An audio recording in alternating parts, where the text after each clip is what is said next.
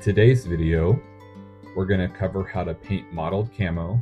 We're going to go over how to weather the model using oil paints, and also how to weather the model using a compressed powder palette.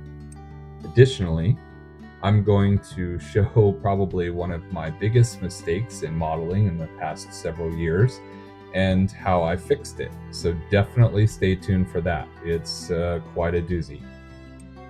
All right, let's get started with the mottled camo. For my technique, actually I'm using a template, and it's a little bit fiddly, but it does allow me to paint somewhat random shapes using my airbrush. And I just move the template around, shifting its position to different shaped holes on the template so that there's variability in the paint job. While I paint the area around the cockpit the correct color, why don't you go ahead and leave me a comment on your favorite mottled camo technique. For the next step, I'm going to use a rotary tool and a small drill bit to bore out the 30mm cannon holes to increase the realistic look of the model. One thing to be mindful here is how fast the rotary speed is.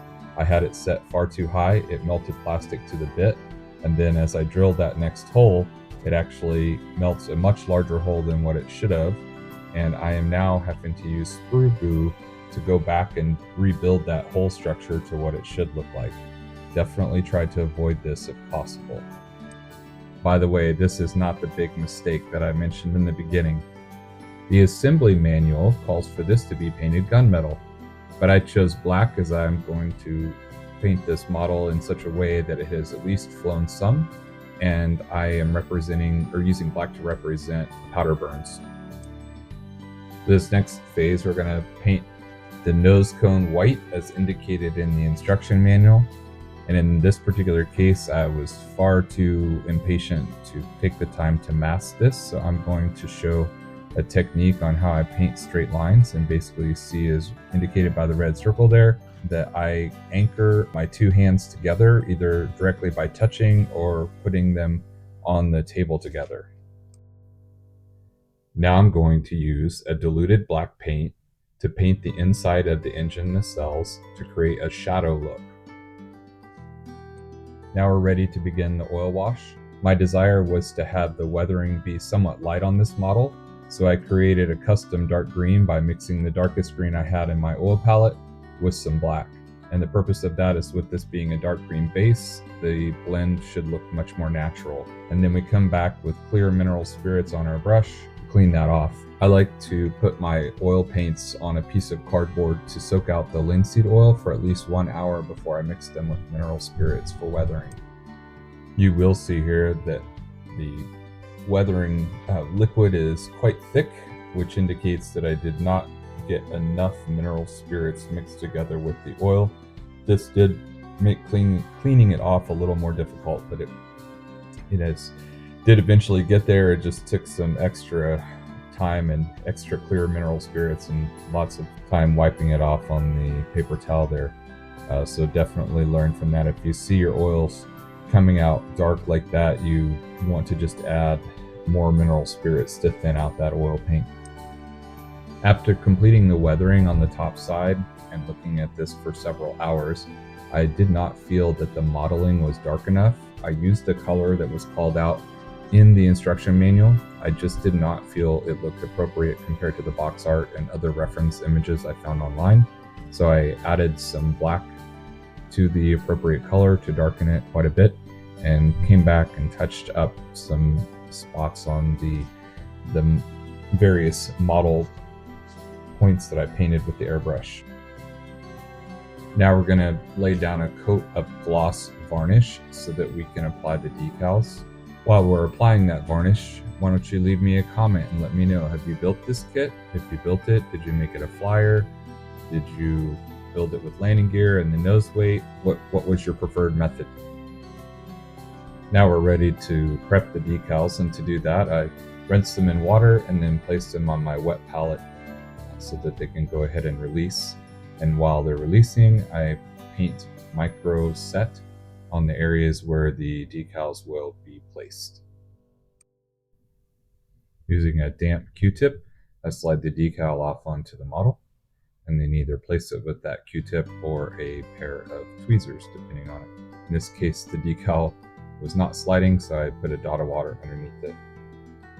And then I'll use the dry end of the Q-tip and absorb, or sometimes a paper towel, and I will absorb the excess water. It is right about now that I notice something looks a little off, and I'm about to realize a massive mistake. Look at that.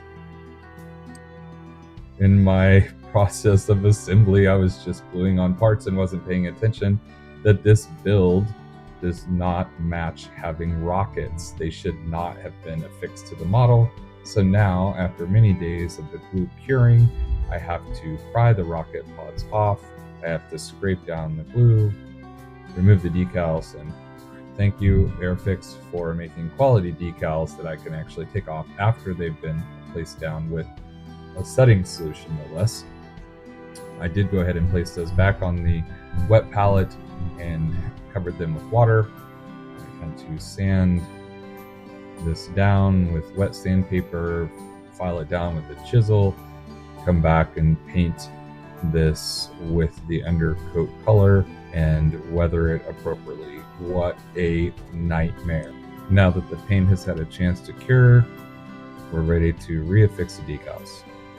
And we'll put them in place with a pair of tweezers, getting them accurate. I'll measure them out to make sure that they are spaced correctly, but in this case, they follow the panel lines. This is one little tip that I have. When I place decals on, just to keep track of things, I put an X to the number on my instructions sheet. It just helps me keep track of where things are going. I showed this shot because I thought it was really cool. I watched a video on how pilots get in and out of this plane, and I never knew. I've seen models and other things built with this plane before, but I never knew that those little circles or half circles I'm putting on now are actually kick spots where you step up into the plane. I thought that was pretty cool. Nothing special here.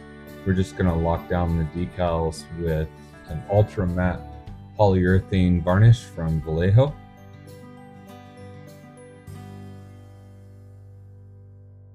Now what I'm going to do here is the decals are just a little too white, so I'm going to use this pressed powder weathering material to lightly dust to take the sheen off the decals and reduce the bright white that they are. In this particular case, I really don't mind that. I really want the model actually to look like it's pretty new. There weren't a lot of these planes. I think I read somewhere some are less than 300 were flying, and they kept them in pretty good maintenance. So I wouldn't expect them to be as weathered as like a 109 or something like that. So, or 190. Just kind of want to make it look somewhat new, but also used. So this weathering powder works really well, especially for things around like gun ports and whatnot. I just like the way that it kind of creates a blackish blue sheen on that. If you can see here, it looks pretty good, and you'll see that in the final high quality images at the end. And now we're ready to paint the canopies. Spent some time masking that off. I spared you the boring parts of doing that. It's not exactly the most favorite task for modelers. I've yet to buy a pair of or a set of masking sets from any manufacturer. I just take the time to do it myself. But I do have a couple kits that have them included now, and I'm looking forward very much to building them. I've been building a lot of vintage kits, and they do not include masking, so either I patiently paint it by hand without masking, or depending on the kit, I'll go ahead and do the mask and then paint.